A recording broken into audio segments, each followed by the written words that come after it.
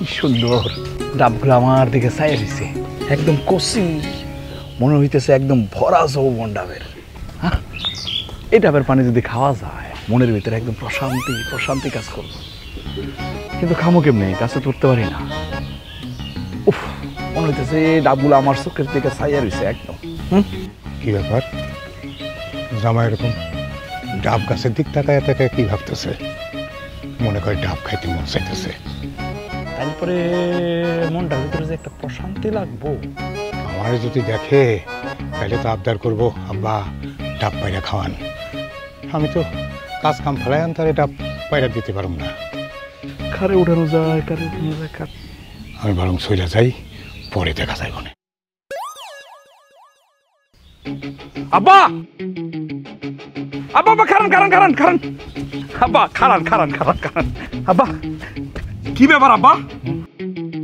আব্বা কি হয়েছে? আপনি তো যাইতেছিলেন ওই দিকে, হঠাৎ করে আমার দেখে 90 ডিগ্রি অ্যাঙ্গেলে ঘুরা বাড়ির দিকে চলে যেতেছেন, কাহিনীটা কি আব্বা? না কাহিনী মানে ওই আমি একটু ওই পশ্চিম পাড়া মেম্বারের বাড়িতে যাইতেছিলাম একটা প্রয়োজনে, কিন্তু হঠাৎ করে আমার মনে হলো কি যে তোমার শাশুড়ি আমারে তো আমি বইলে আসি নাই, তাই বাড়ির দিকে আবার ফিরে যাইতেছিলাম। তো যাও গা, তুমি আমার ডাকলা কেন সেটা কও। আব্বা ছায়া দে, মানে ওই ডাব গাছে দেখছেন আব্বা, ডাবগুলো কত সুন্দর, একদম মনে হইতেছে কি আপনার দিকে আর আমার দিকে ছায়া রয়েছে। আব্বা ডাব পাড়ার ব্যবস্থা করেন না, তাহলে সবাই মিলে খাইতে পারতাম। অসুবিধা কি? তুমি গটগট করে গাছে উঠা যাও, উঠা গিয়া যেটা খুশি সেইটা পায়রা খাও। নিজেকে গাছ ইচ্ছা মতো গাছের উপর বৈশা বৈশা একটা করে খাইবা আর ধূপ করে ফেলাইবা, একটা করে খাইবা আর ধূপ করে ফেলাইবা, বাস শেষ, খাও, অসুবিধা কি? না মানে হয়েছে কি আব্বা, আমি তো ডাব গাছে ওটা শিখি নাই। এখন মনে করেন এত বড় ডাব গাছ আমি যদি উঠতে যাই তাহলে আমার হাত পা কাঁপাকাঁপি শুরু হয়ে গেল, কোনোভাবে যদি ডাব গাছ থেকে পড়ে যায় তাইলে তো আব্বা আপনার মেয়েরই সমস্যা হবে, বুঝেন না? তাইলে বাবাজি ডাব খাওয়ার আশাটা আপাতত বন্ধ রাখো। এটা কি কোন আব্বা? এটা কোন কথা? শ্বশুর বাড়িতে বেড়াইতে আইছি, আপনার বড় মেয়ের জামাই, আমি যদি ডাব না খাই আব্বা মান সম্মান থাকবো? তাছাড়া আমার গ্রামে গিয়া মানুষজনরে কি কমু সে শ্বশুর বাড়িতে ডাব খাওয়ায় না, এটা হইলো? না না, আমি খাইতে তো আর নিষেধ করি নাই।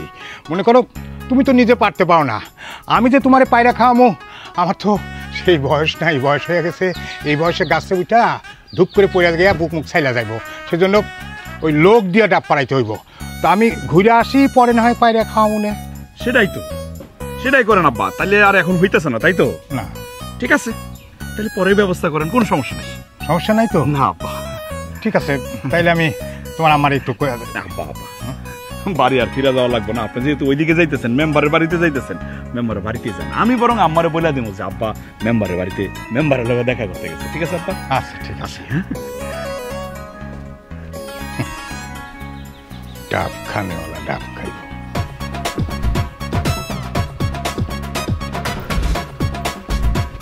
দুলা ভাই আপনি একা একা কই গেছিলেন?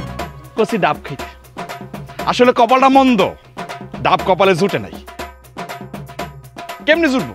আমি তো আর গাছে উঠতে পারি না, আর তোমাকে এলাকায় সবগুলা বাদাই মেয়ে একটাও গাছে উঠতে পারে না, একটা লোকও খুঁজে পেয়েছিলাম না, আমি কচি ডাবও খাইতে পারলাম না। আমি খুবই দুঃখিত দুলা ভাই, আমি তো গাছে উঠতে পারি না। আমি যদি গাছে উঠতে পারতাম এখন এই মুহূর্তে দৌড় দিয়া গাছে উঠে আপনার এক কান ডাব পাইরা মন ভইরা খাওয়াইতাম। শালিকা, একমাত্র তুমিই বুঝো কেমনে জামাই আদর করতে হয়, এই বাড়ির আর কেউ বুঝে না। শোনো, তুমি যতদিন এই বাড়িতে থাকবা ততদিন বেড়াইতে আসবো।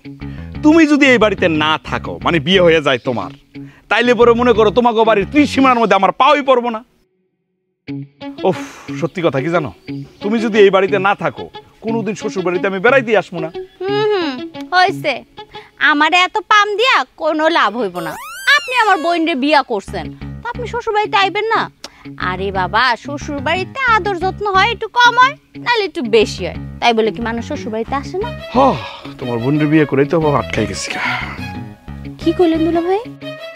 না মানে বলতে চাইছি তো তোমার বোনের বিয়ে কইরা একদম এই ফাটা বাসের মধ্যে আমি আটকাই গেছি, বুঝছো? হয়েছে হয়েছে, এত মাথা গরম করেন না। আপনি যান ঘরে যাইয়া ফ্যানটা ছাইরা একটু আরাম করেন, আমি আপনার লেবু চিপ্পা বেশি করে চিনি দিয়া ঠান্ডা পানি দিয়া এক গ্লাস লেবু শরবত বানায় দিব, আরাম করে খাইবেন।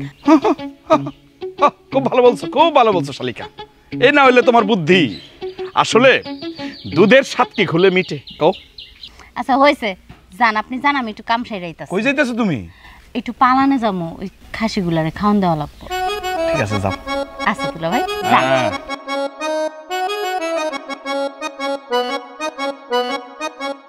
একটা কথা কইতে চাইতেছি, কমু না না কমু চিন্তা করতেছি, না কইও কিন্তু পারতেছি না।